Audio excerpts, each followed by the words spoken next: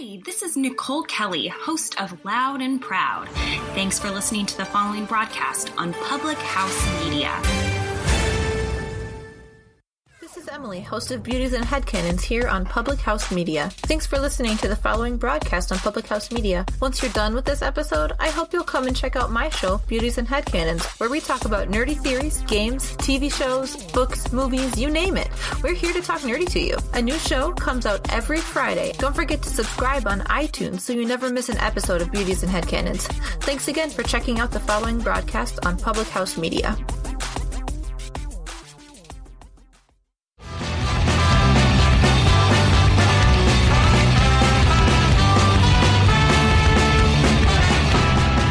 Welcome to How to Write Good. I'm your host, Daniel Poppie. Poppie is spelled P-O-P-P-I-E, and Daniel is spelled some way. I can't remember it either, so don't worry. Find out more about How to Write Good. Actually, you know what? You're probably going to find out the most about How to Write Good here, but if you do like How to Write Good, like I always, check it out on Facebook. Like and share the stuff I'm putting up. Like I said, I'm awful with social media. I've been trying to do better with social media. I actually have to remind myself to put stuff up on social media because I don't go on it that often. I've gotten so used to not using it that it's just not a part of my life. I wonder if you could do that with other things. So like if you use your phone a lot, because you always have your phone, you always use your like a smartphone. If you just don't use it and suddenly you just take a break from it for like 6 months and then you come back and then you don't use it that much. I bet you that you wouldn't use it as much once you got back. I don't know. All right, so if you like How to Write Good, check it out on Public House Media. Actually, check out Public House Media. That's what I meant to say. Sorry, I got myself off track, and I'm not the sharpest right now for whatever reason. I think it's because it's a little. So I don't do these aren't live. You know these aren't live. Okay, it's like 6:30, and for whatever reason, at 6:30 at night, I get tired at 6:30 at night. That should be my bedtime. I should go to bed at 6:30. I should get up at like 3 in the morning, and that should be my schedule, but I don't. I go to bed at like 10:30, 11 or something like that, and I get up at 5:30 instead. But as of now, that'll depend on when everything shapes up in the future too. But yeah, I get really tired at 6:30. We're gonna jump right into check out Public House Media. I need to do that. They put out all this stuff. Check out their other stuff. They've got a lot of stuff going on there. I think they have more stuff that's coming down the pike. I believe that's the term. But we're going to jump into the word of the week because I think this week's stuff is going to take longer. We'll see though. So the word of the week, and I've given up on winter words. I can't find any more that I like. I've had a few. I had a good run. I had like, I don't know how many weeks. I feel like I had 4 weeks of winter words where I had really good winter words. And I've run out. So we're going to have a different word. It's not specifically winter, but you could apply it to things in the winter. And that is opaline. And all it means is opalescent. And all that means is that it has the visual quality of an opal. If you don't know what an opal is or don't know what the visual quality of an opal is, go and check it out. All right, we're going to get right into our accidental essence. And this week, we are going to talk about something that's a pet peeve of mine. And it's a pet peeve because I think it's actually bad for society, and I think that it happens a lot. It just gets really annoying to me. I'm very much a person who thinks that if you think something and you want to say it, you should just say it. I used to not be that way. I used to think that it should be the case that people should like censors themselves in public for propriety's sake, but I don't know if I really care anymore. I think that there's always a thing with the kids. I think when people are like, well, what about kids? What if there's kids out in public? And I think to a certain degree, it's like, okay, I understand that argument, but if you're around only adults, the adults can handle it. And if somebody gets offended by what you say, or if somebody's like, I don't like that, for whatever reason, wherever they're coming from, you can be like, well, you're an adult. This is my opinion. This is what I want to say, so I said it. Now, an aside to that is that restraint is good. Temperance is good. So being like, oh, I'm not going to say this because I'm just going to be rude is good. Kind of, but it's not good if you're like, oh, I'm not going to say this because I'm afraid to say this. I think that if you're afraid to say something, you may want to just say it, because then you won't be afraid to say it. And then you need to understand, then you need to find like a balance between, okay, I can't just I shouldn't just yell out in public. I shouldn't act like an animal versus I just need to say what I think. You have to have a balance between propriety and speaking in public. But if you have an opinion and you're afraid to say your opinion, or you're like, oh well, I can't say that because you have an emotional response. So if you're like, oh, I have an emotional response to saying a word or telling somebody something, I think you should just say it. That's just my opinion. Okay, so my pet peeve, and I don't think it's a good thing. My pet peeve concerns changing terms. Okay, so this is probably the most political this podcast is going to get, and if you're not very political, you're probably going to be like, well, that's not a very political podcast. So there's some people who are going to see this podcast and be like, okay, like this podcast is fairly political because certain things are politicized, and other people are just going to be like, what are you talking about? This isn't political at all. So I think that it's a shame, but it's political because I didn't make it political. I think it's a bit of a shame that language has been politicized in this way. All right. So we are going to talk about the word retard this week. And I'll probably be saying the word a lot. So if you don't like hearing the word, I would say that you should get over it, because I'm not insulting someone with a word when I'm talking about it. I'm not like, if I'm using it in the correct context, I don't see the problem. But at the same time, if I'm going to talk about a specific word, or if I'm going to talk about specific words, I'm not going to censor myself to talk about that word. So I know some people have turned this into, it's kind of bizarre. Some people have turned this into like, it's like, oh, well, you the F word. Okay, if I was around my nieces and nephews, out of respect for my siblings, I would say, oh, like that person said the F word. Now, if my nieces and nephews weren't there, I'd probably just say the word if I was talking about the word, because they're adults. Like they've heard the word before. I don't need to protect their ears from the word. And in the same way, I think that if you're listening to this now, you could be younger, you could be like 16, but at the same time, everyone's heard the term retard. Probably, I'm almost certain everyone's heard the word. Now, I guess if somebody had a kid and they're like, hey, can you not say that around my kid? I'd be like, yeah, sure. If somebody's like, hey, like, can you not say that? I'm like, well, what do you like? If I'm just talking about the word, that's a little different. And I think if you're talking about a word, if you're talking about a word, you're having a discussion about a word, and you shy away from saying the word, I think that, I don't know, I just think it's stupid, I guess. And if you're having a discussion, just say the word. Just both people should assume the other person isn't meaning anything bad by the thing you're saying. If you're having a discussion about the F word, and you may say, oh, well, you're saying the F word right now. I'm not being hypocritical.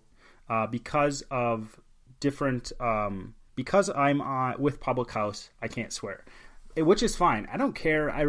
As you can see, I really don't need to swear to get my point across. I don't need to really swear to get my emotions across either. I think I do that effectively without swearing. And on top of that, I don't swear generally. Some people use swearing as it's an emphasis. Some people just swear. That's like every other word is swearing. I think that you should probably learn how to say stuff without having to swear every other word. Swearing is probably, it's very minimal in my vocabulary, in my language, and when I talk. And once in a while, I think it's effective to communicate an idea. All right, so what's up with the word retard? Let's just jump into that. So I've been in the field of psychology. I've been around that area of stuff, and now I'm in the area of teaching, okay? And within the area of teaching specifically, I'm going to jump into that first because that's the most relevant to me right now. It used to be the case that the word, when there was a kid who was delayed, the kid was mentally retarded. That was actually the specific word to describe the child. So this is like a clinical word, or it was a clinical word at one point. And at some point, the word changed to cognitively delayed in my state, okay? And more recently, it changed to intellectual disability. So there's also this phenomenon, because I think it's singular. There's also this phenomenon of there's these shirts that say, get rid of the R word or something like that. So it goes back to this idea that the word retard is as bad as the F word. I guess, so someone who would say, oh, saying the F word, and I'm sorry, I would say it. I'm contractually bound not to say it right now. Otherwise, I would just say it. I would just say, oh, that. some people would say, oh, this word is as bad as that word. So they're equating it. They're like, this is cursing. This is not, this language is not appropriate for public use. This word is not appropriate for polite society. I think it's kind of interesting that though some people are saying, oh, this word isn't meant for public society, and a lot of people are saying that, and a lot of people are on that side, but a lot of people I've met who have been on this side are also people who use other curse words, I guess that you call them, in public with people they really don't know. Well, I think it's a little different when you are in private, when you're talking a little, like if you're saying specific things. Now, I'm not trying to go back on what I was saying before. This is the same thing. I still hold to the fact that if you're afraid of what you're going to say, if you have an emotion connected to it, that you should just say what you're going to say and not worry too much. And I think there is a certain degree, like if somebody asks you, hey, like, you're swearing, can you not swear on my kid? I think that's perfectly reasonable because it's their kid. They're trying to protect their kid. And I'm like, okay, yeah, you're looking out for your kid. So especially if I'm around kids, and I work with kids a lot, so of course I wouldn't swear around kids, and I'd probably get fired if I swore around kids, which I don't swear a lot anyways.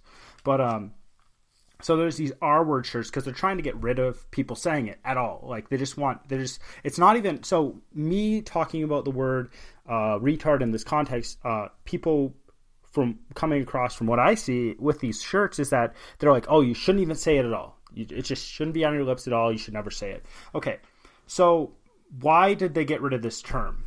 All right, why did they get rid of the term? When I was a kid, we used to use retard as an insult, and I think people still do to a certain degree. And people who worked with mentally retarded people didn't like the term used as an insult.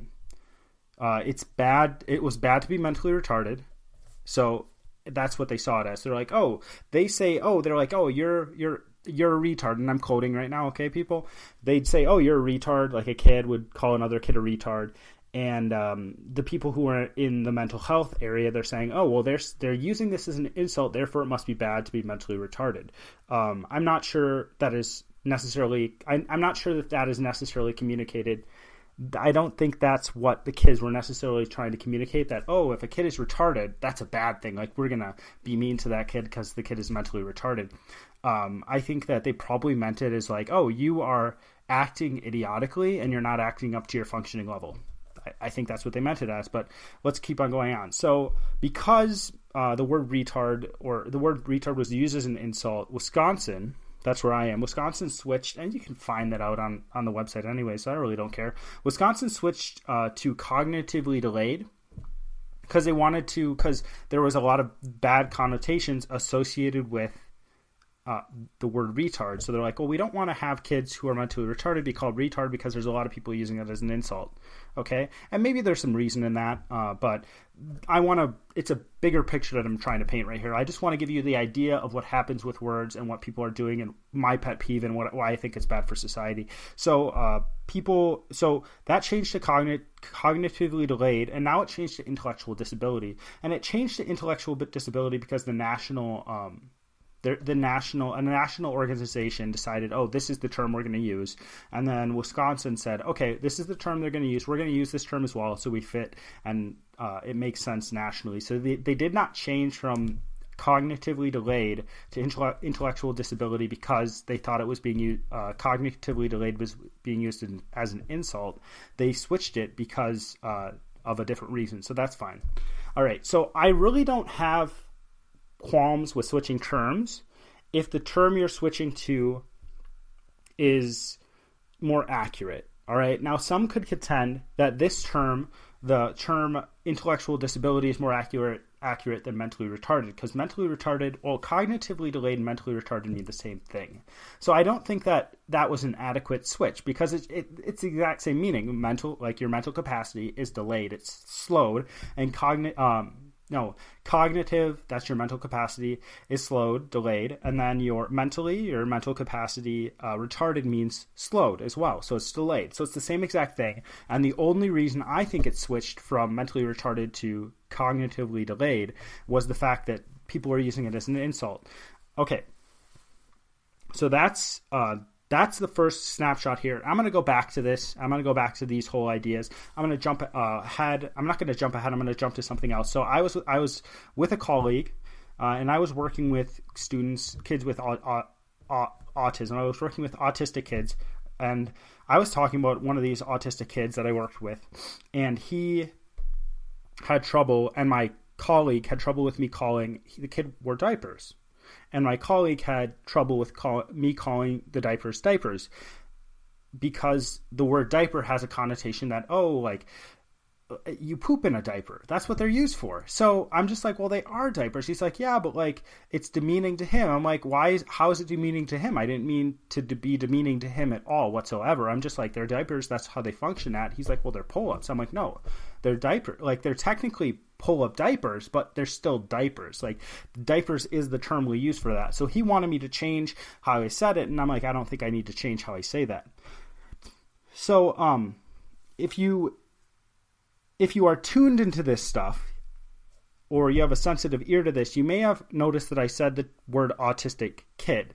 All right. And this also goes along with this as well. So I didn't say kid who has autism. I said autistic kid. And that was just to, if you're aware of this, if you're sensitive to this, that's just to perk up your ears, that I'm actually aware of how I'm using my language right now. I'm aware that people are sensitive to these things. All right. And, actually, to bring up this point, because this is another area where people do the same thing. So we have mentally retarded switching to cognitively delayed. I don't think there's a reason for that. I have my colleague, and I guess he's kind of a friend. He's not really a good friend. We got to know each other better when we worked together, but maybe I'd call him a friend. And he had trouble with me calling diapers, because he wanted me to call them pull-ups because it's a euphemism for diapers. And then this is also the thing with if you have an adjective in front of someone and then you put then you have what they are. So if I say autistic kid, then people would say, oh, you're focusing on the person's character trait. Okay? So I'm focusing on the autism rather than the kid. Now if I said a kid with a broken, that doesn't work. It's harder to do it because there's certain terms that people use more. If I said a retarded child, I'd be focusing in people's minds who say that on the retarded child rather than on the child itself. Yeah, that would be right. So if you're supposed to say a kid with autism, a kid with mental retardation. Now it wouldn't be mental retardation. Now it would be a kid with a cognitive disability. Or an intellectual disability. See, I can't even keep the term straight. All right, so you're supposed to focus on that, the person rather than the character trait. So it's an assumption that I'm focusing on the character trait more if I put the character trait in front. I think that I'm focusing on the kid. If I say an autistic kid, I'm focusing on the kid. In my mind, I've worked with a lot of kids with autism and a lot of different intellectual problems and mental illnesses and stuff like that. And for myself, however I talk about these kids, now if I was saying mean things about the kids, if I was saying, oh, this kid is awful, which I don't think I've ever said that. There was one kid I can think of who annoyed the living daylights out of me. But besides that, I like the kids to a certain degree. There's always some stuff that annoys you, but there's only been one kid who just really annoyed me. And if I talked about some of these kids, especially the kid I was talking about with the diapers or pull-ups or whatever you want to call it, I wasn't thinking, oh, like this kid's autistic and that's everything about him. I was thinking of who he was, and that's who I'd think of. I'd say, oh, like an autistic kid I worked with, and I think about that kid. I think about who he was as a person. I wouldn't think about the fact. Now, with this kid, he had extreme autism, and the autism really, really affected how he functioned. Okay. But at the same time, I would be thinking about, oh, this is this kid right here. And then that stuff would go along with it because that's part of him as a person, but that wouldn't be my central focus. It'd probably be like, oh, this kid is this kid. And I can't say his name because I'm not going to, because I don't feel like it. All right. And I'm not going to anyways, because there's confidentiality stuff when you work with people. So you might say, well, these are just things out of the blue. People are doing this, but this is actually this is actually a specific thought process, okay?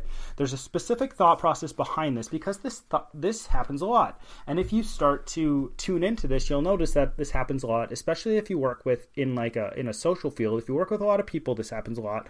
If you work with mentally ill people, oh, look at that. I just put the mentally ill in front of the people. People with mental illness, if you work with people with mental illness.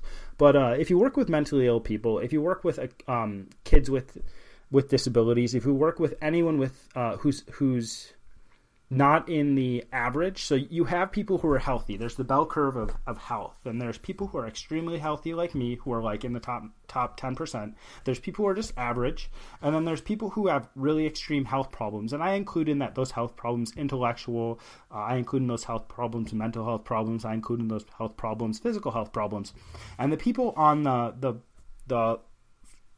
lower end of the lower end of the bell curve, so the left side of the bell curve, I'm not saying it's worse by saying lower. I just think that it's less ability in specific areas. That's why I say lower.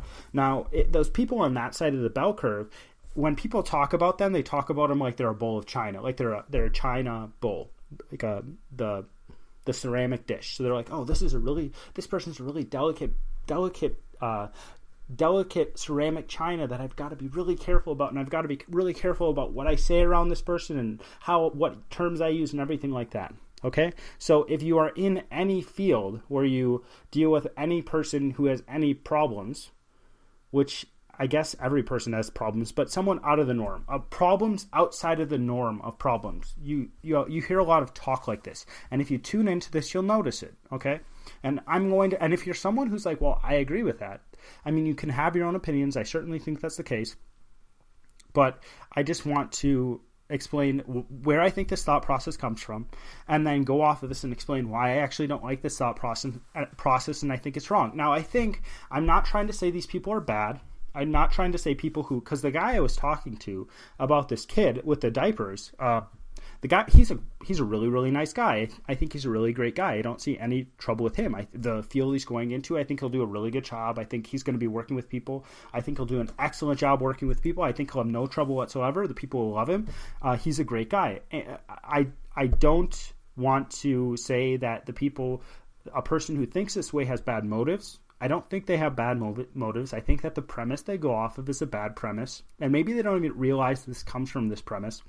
But I think that the premise they go off is a bad premise. And if you have a bad premise, you get to wrong conclusions. I was just listening to something today that was talking about statistics and how there's certain statistics about things that people may not like. And somebody might take those statistics and they don't think about those statistics. They don't study them at all. They don't look up at the bigger picture around those statistics.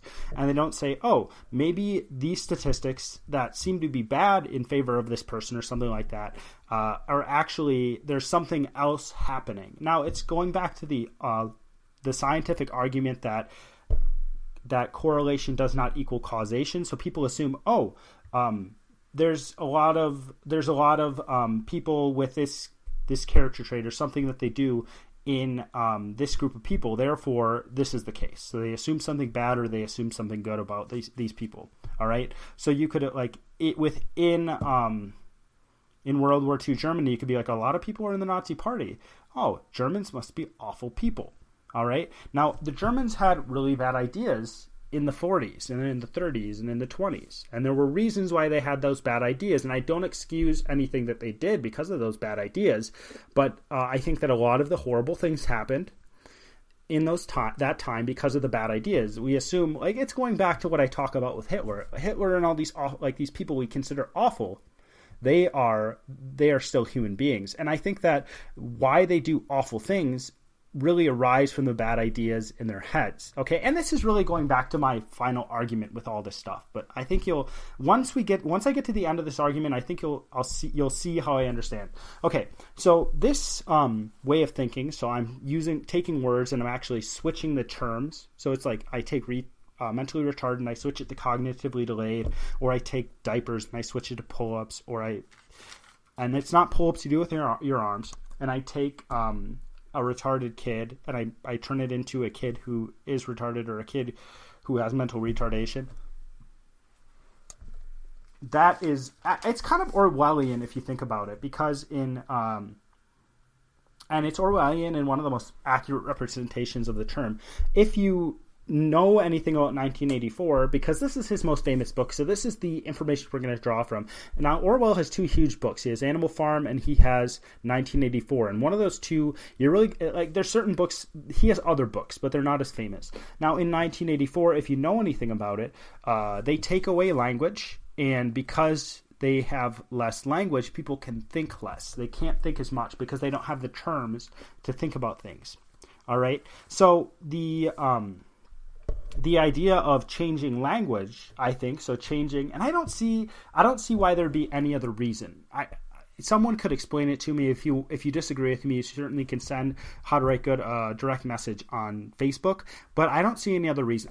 Some people might say, well, like, we're just trying to be nicer. We don't want the bad connotation. But when I've been in these fields, and these fields, the people in these fields don't change terms because they change terms because of the bad connotations, but they're trying to give rebirth to the ideas within that are held within the terms. Does that make sense? So they're saying, oh, mentally retarded, people use retarded as an insult, therefore there's bad connotations with being retarded. So let's switch the term. And because we're using a new term, people are going to suddenly start treating people who are mentally retarded different. Now, it's the same thing with the if I put the adjective in front of person. So if I say there's an autistic person, the people in these camps would assume that I am demeaning the person's humanity, which I'm not at all, actually. I've worked with a lot of these people. I think that I learned a lot about their humanity because I worked with them. And within my mind, when I say that, there's no hint of me demeaning their humanity, but people would say that. So they say, oh, well, if I switch it, if I say person who is autistic, then that person who is using that term is going to suddenly, see their humanity first.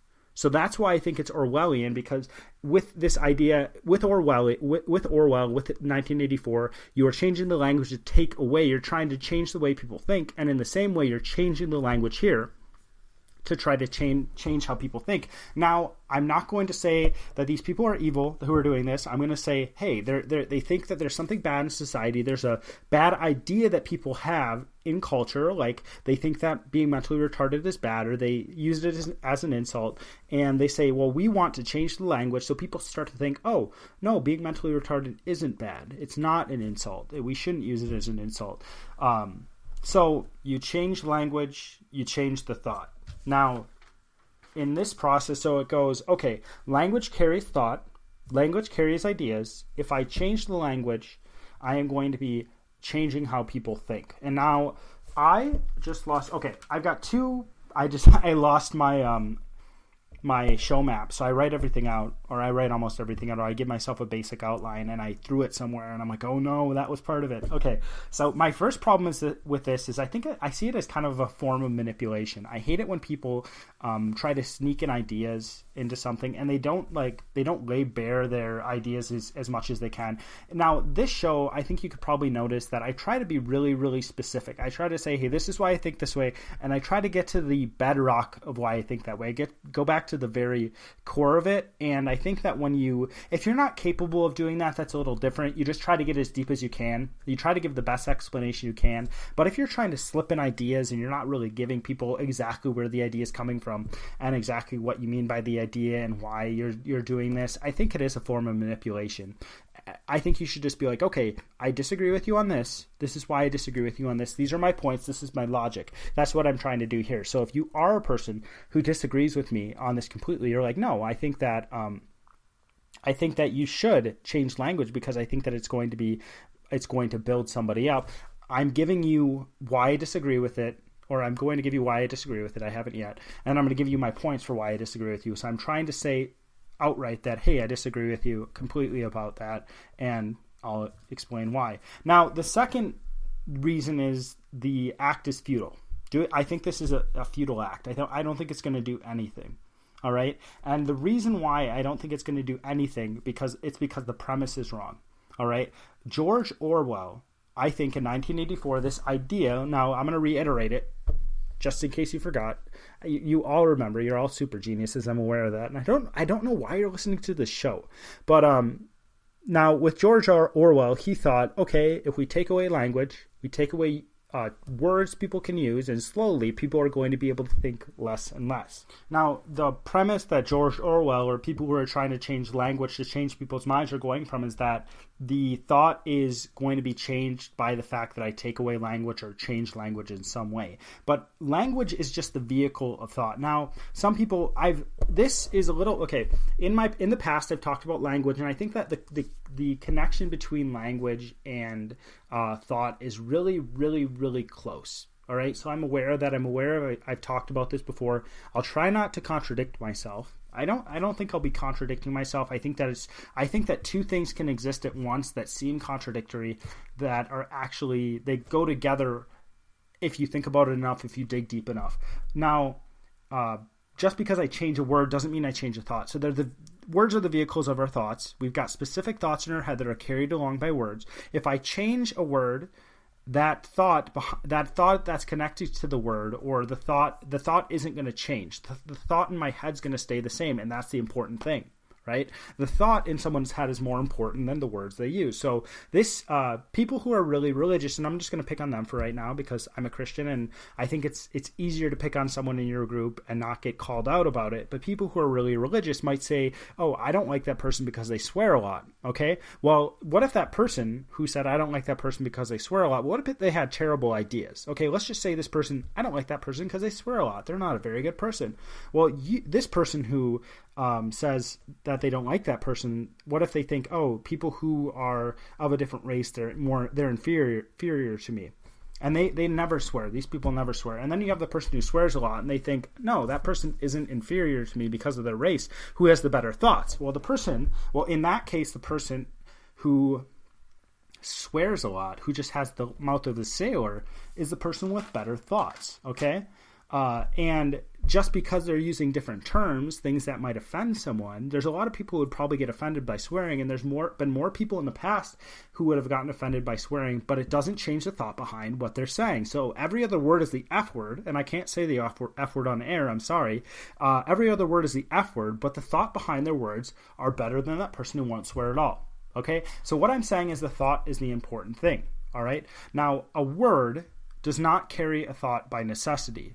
The thought can be attached to any word, meaning that if I have the word mentally retarded and I have a specific picture of what mentally retarded is, that is going to be the same picture if I replace that with a person who is intellectually disabled. Okay? When I hear the word, unless I don't know what cognitively disabled means, all right? And maybe that's where it's going. But if I hear the word mentally retarded, I'm thinking, okay, there's a kid with Down syndrome, and I've met a lot of mentally retarded kids. I worked with a mentally retarded kid about a month ago who was really great. And if I think that, I'm going to think, oh, okay, that's the first thing that comes to my mind. The kid I worked with, he was a really, really cool kid to work with. And if I think cognitively delayed, because I know that means the same thing, I think of that kid too. I don't think of mentally retarded as being this awful, awful thing. All right? I've changed the term. Sorry, I was leaning back a bit. I changed the term, but my thought behind the term is still the exact same thing. I've already got thoughts about mentally retarded people in my mind. If somebody is like, oh, cognitively delayed, then they list it out, and then they show me a cognitively delayed person. The person who is cognitively delayed and it's the exact same person I called mentally retarded a few moments ago. I'm going to have the exact same thoughts in my head about that person. All right. If I say a kid with autism rather than an autistic kid, the idea in my mind is the exact same thing. If you want to change a person's mind, this doesn't work to change words. Okay. Orwell is wrong because if you change words or take away words, people will figure out a way to communicate ideas using less words.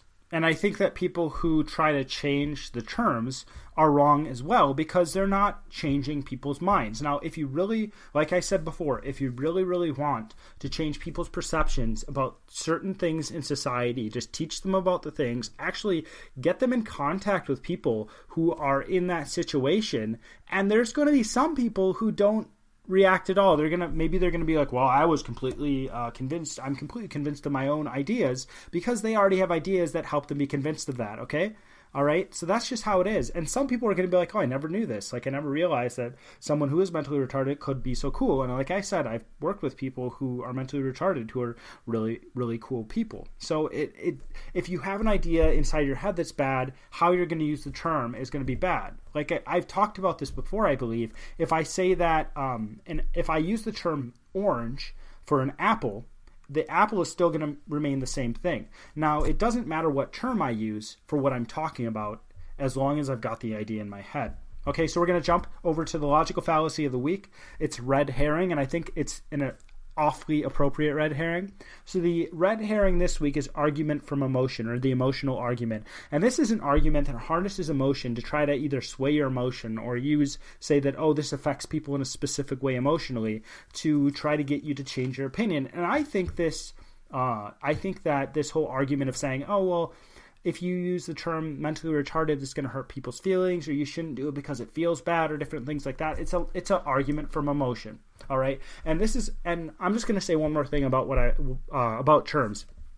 I don't mind changing terms. All right. I don't mind changing terms at all.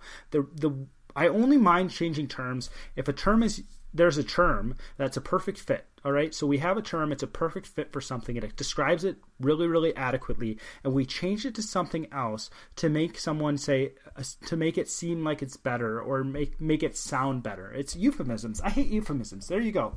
That's your takeaway. I hate euphemisms. All right, so next week we have a friend of mine on. I'll introduce him when he comes on, and because I don't know exactly how he wants to be introduced, but we'll see. I've got some ideas. But next week, so we are going to be talking about, and this is a quote from him, we are going to be talking about how the meanings of sentences are representational abstract objects that exist necessarily. I'm very excited about this, okay? I actually am. It sounds like I barely understand the sentence, but I think it's going to be a really, really interesting conversation, because he's a regular guy. He thinks at a really high level, but he's just a regular guy. And I think he's going to be able to explain it to me, and it's going to be something that you understand. You're going to be like, oh, that's actually really interesting. And I'm just going to have a quote from him that he said, this is kind of cool and fun to think about. So I think it'll be kind of cool and fun to think about as well. All right, thank you for joining me. I went over longer than I expected. I'm really sorry about that. But this is How to Write Good. I hope you have a good week.